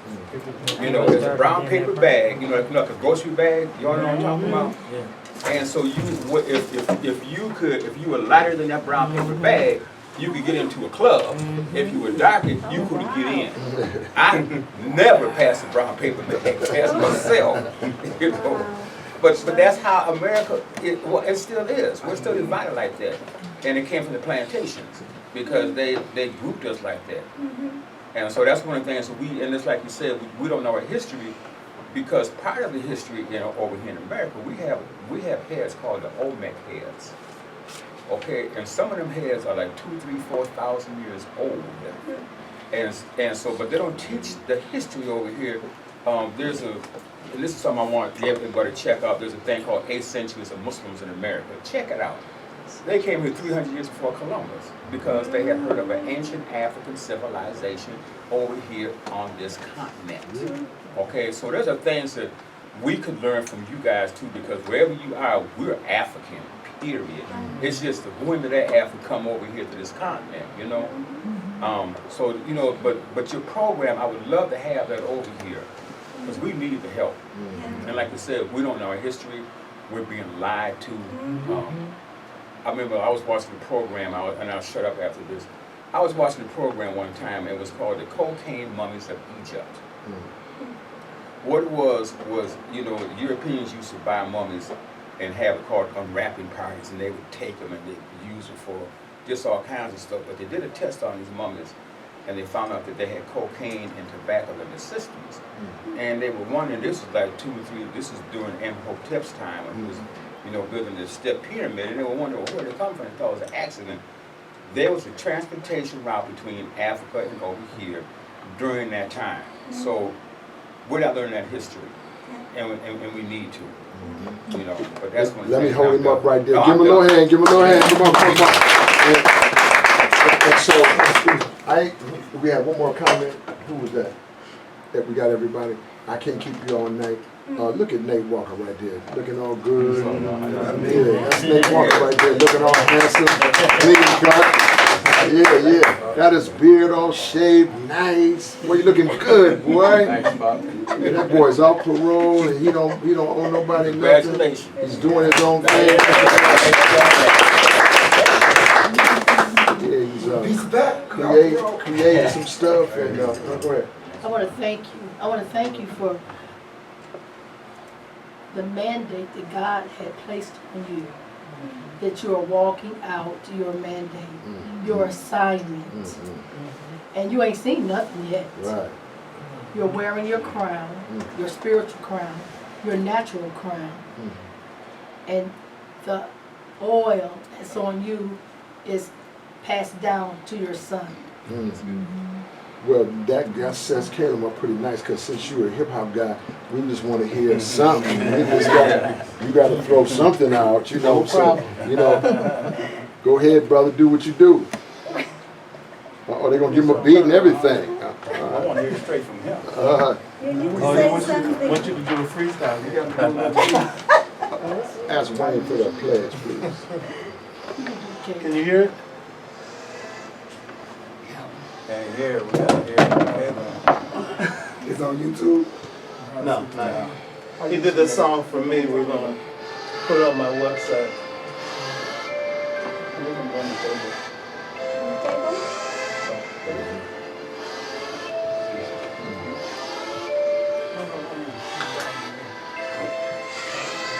live in a world where women are treated like objects. We claim them as property, with intentions of getting whatever we want without their approval. I'm a respectable man, so why should I worry about it? As a man on the sideline, I should speak up instead of sitting and watching in silence. We see it all over the news. We see how women are falling in the hands of the perpetrator, knowing that she'll end up in tears and fear that the son will end up doing the same things that his father did. And that's when the cycle begins. The question is, how will it end? We often say to women, why do you stay? Why don't you Mother's just leave? Yes, he got you in there. Relationships, you know, seem to be similar in the sense that women always end up in abusive relationships. But I think it's important to understand the dynamics and the very complex dynamics of this violent and this abusive cycle. It is a cycle. And so, you know, there's different interpretations of what happens. From a young age, we learn how to fit in a man box, ignoring the fact that we lose sight of how to treat women equally. Seamlessly, we do this without thinking about the consequences of dominance, and that is not optimistic. We got the stats to prove it, and every year it gets worse. We gotta break the cycle in order to make it work. The cycle goes on and on. How do we ever stop it? The cycle goes on and on. And how will we ever stop it? We need more women as leaders, and we gotta silence our egos. The time is now, we gotta speak out. The mission's already laid out. Education on this matter is key. Most of these kids are so naive. must have planted different seeds. Woo. It's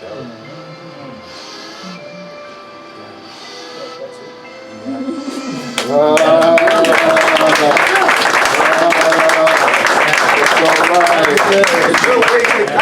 right. Cause he don't look like that. Looks are deceiving. Is there a way to get a copy? He did this song for me. And put your mother in. Just hand me a pledge, man. I don't make a big thing. SoundCloud, YouTube. He did, it all was of right it. there. It don't matter. It's not right there right You now. can say, Go ahead, you go can ahead. just say something Absolutely. about his music and where he's got to. Come on. About what? Don't scared. This kid is shy. Good afternoon, evening, everyone. Good evening. Okay, now this song, like I did for Dr. Oliver, it was like probably the hardest song that I ever had to do in my lifetime, because like it wasn't like a topic that I usually speak about, because I usually just speak about my life story or whatever. So like this is like a massive test for me to see how far I can go with my lyrics and like how I can expand my vocab or whatever. And like I mean like it taught me a lot of things to research and just like learn new things. So yeah, like the meaning of the song was just like me like speaking to men, because I was just referring to men in the song. Yeah. Men like yourself. We appreciate that teaching. Yeah. Yeah. Say For one real. or two singles when you learn to write music. I never learned to write music. I mean, yeah, but when you discovered. I heard another Oh, one like of the it's songs. us. And I said the time I was at your house and I heard one of the songs, and I was inspired because the song was so good. Right. And I thought what he did there, it would communicate with what we do here too. That's beautiful, man. That's good. But go ahead, Ken. My first official single I did like in 2016, but like I started writing when I was like 10 years ago. And like I first started with poetry before I started with hip hop, writing raps or whatever. Like it all stemmed from everything I went through as a child. It was like my escape. And like I'm glad I found that part in myself, because I was always like I know like I have to say like I was always like in love with music. Mm-hmm. As a whole, like when I was young, because I always just had music in me. Mm-hmm. And like I only found out later in my life, because I used to play soccer. Mm-hmm. And like I thought that was my journey, but the music was always like tugging me in a different direction. I was like maybe this is the right direction for me. Right. That's great. Because it was much more powerful, like in my eyes. But look how you guys see how mentorship is taking place, and then opportunity. Say opportunity. Opportunity. You know, it's carving out a path for him to explore his own being, and that's really what we want to do, is just create a pathway that he might be able to use to find himself and another pathway, right? But you've grown up well. You're a handsome young man. We're so glad to see you again. And boy, when you get some fresh Nikes or Pumas, then I want you to take a picture. I want you to take a picture of it and text it to me, or else come back to group next Tuesday and show us what you got. But can everybody please stand up? We're going to pledge out of here. I will. I will. Balance my family values. Balance my family values. With my goals. With my goals. I will. I will. Exercise wisdom. Exercise wisdom. What I choose to eat. What I choose to eat. Read. read, and do. I will. Strive to make all relationships. Win-win. No deal. I will. Under every circumstance. Maintain a positive attitude. I will. Enjoy my life. With a sense of humor. While taking advantage of opportunities. Learning from my misfortunes. So either you win or you learn. Say, I win, or I learn. Either I win, or I learn. That sounds right. That sounds good. I will. On a daily basis. Be proactive with my goals. I will. Always protect my wisdom. Protect my health. And my happiness. I will. Stay principle centered. Maintain a positive circle of influence. I will. Daily learn. I'll commit. Then I'm going to do what I committed to. I will. According to the POP Leadership Institute. Be productive in my community. And my private life. We got a lot of cleaning up to do. We need your help. Now hug somebody. Let's get on out of here.